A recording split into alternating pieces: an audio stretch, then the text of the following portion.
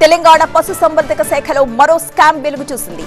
గొర్రెల స్కామ్ తరహాలోని ఆవుల పంపిణీ స్కామ్ ఇప్పుడు వెలుగు చూసింది. దాదాపు 3 కోట్ల రూపాయలు స్కామ్ జరిగినట్లుగా ఆరోపణలు వెల్లువెత్తుతున్నాయి. అయితే గతంలో గొర్రెల స్కామ్ లో 2 కోట్ల 10 లక్షల రూపాయలు మోసం జరిగినట్లుగా ఈ కేసుకు సంబంధించి 4 నిందితుల్ని అరెస్ట్ చేయడం మనం చూసాం ఏసీబీ. ఇక ఆవుల పంపిణీలో కూడా భారీగా అవకతవకలు వెలుగు చూశాయి. రైతులకు బదులు ఇతరుల ఖాతాల్లోకి నిధులు జమైనట్లుగా గుర్తించారు. ఏసీబీ డీజీకి పలువురు బాధితులు దీనికి సంబంధించి ఒక ఫిర్యాదు కూడా అందించారు. గొర్రెల పంపిణీలో ఏదైతే స్కామ్ వెలుగు చూసిందో ఆ స్కామ్ లో ఎవరైతే నిందితులు ఉన్నారో ఆ ముఠాని ఆవుల పంపిణీలో కూడా నిధులు మళ్లించినట్లుగా గుర్తించారు.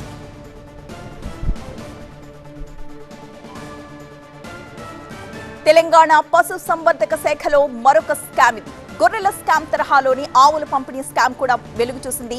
దాదాపు 3 కోట్ల రూపాయల వరకు స్కామ్ జరిగినట్లుగా ఆరోపణలు వస్తున్నాయి. గొర్రెల స్కామ్ లో 2 కోట్ల 10 లక్షల రూపాయలు మోసం జరిగితే ఆ కేసులో 4 నిందితుల్ని అరెస్ట్ చేశారు ఏసీబీ. ఆవుల పంపిణీలోనూ భారీగా అవకతవకలు వెలుగు చూశాయి. రైతులకు బదులు ఇతర ఖాతాల్లోకి నిధులు జమైనట్లుగా గుర్తించారు.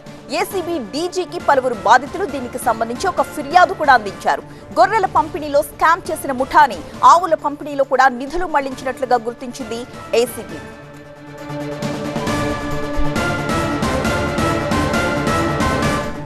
దీనికి సంబంధించిన ఫుల్ డీటెయిల్స్ అందించడానికి మా ప్రతినిధి విజయ్ లైవ్ లో సిద్ధంగా ఉన్నారు. విజయ్ చెప్పండి, ఏదైతే గొర్రెల స్కామ్ వెలుగు చూసిందో అదే తరహాలో ఇప్పుడు ఆవుల స్కామ్ కూడా వెలుగు చూసింది. అయితే దీనికి సంబంధించి కొంతమంది రైతులు ఫిర్యాదు చేశారు అని చెప్తున్నారు. మరి ఆ ఫిర్యాదుకు తగిన ఆధారాలు ఏసీబీకి దొరికాయా?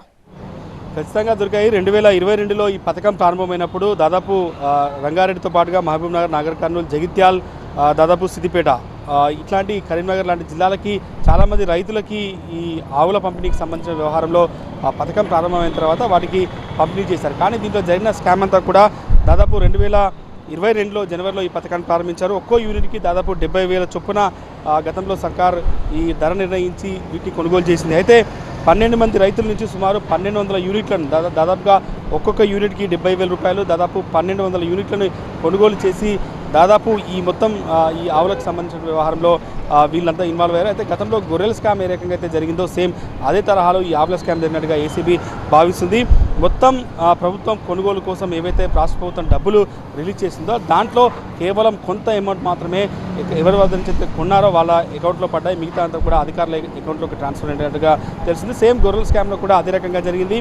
వాళ్ళు ఒక్కొక్క యూనిట్కి ఏవైతే డబ్బులు చెల్లించారో అవన్నీ కూడా ప్రైవేట్ అకౌంట్లకి ట్రాన్స్ఫర్ చేసి అసలైన రైతులకు ఎవరి దగ్గర నుంచి కొన్నారో అక్కడ గొర్రెల స్కామ్లో జరిగినారు. కానీ ఇక్కడ ఆవుల స్కామ్లో కూడా సేమ్ అదే రకంగా జరిగింది.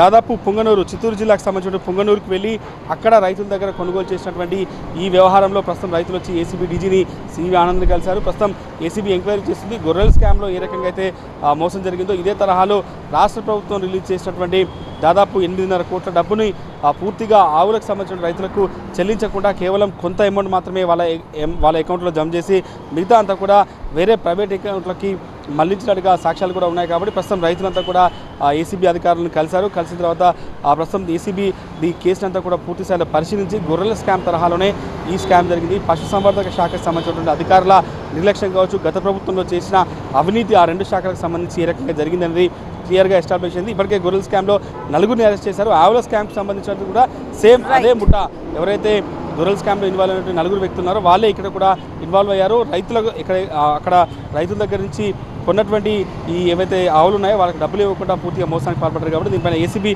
పూర్తి స్థాయిలో ఎంక్వైరీ చేసే అవకాశం అయితే కనిపిస్తుంది. Right, thank you Vijay. గొర్రెల స్కామ్ తరహాలోని తెలంగాణ పశుసంవర్ధక శాఖలో ఇప్పుడు ఈ ఆవుల స్కామ్ వెలుగు చూస్తుంది. దాదాపుగా 3 కోట్ల రూపాయల స్కామ్ జరిగినట్లుగా ఆరోపణలు వెల్లువెత్తుతున్నాయి.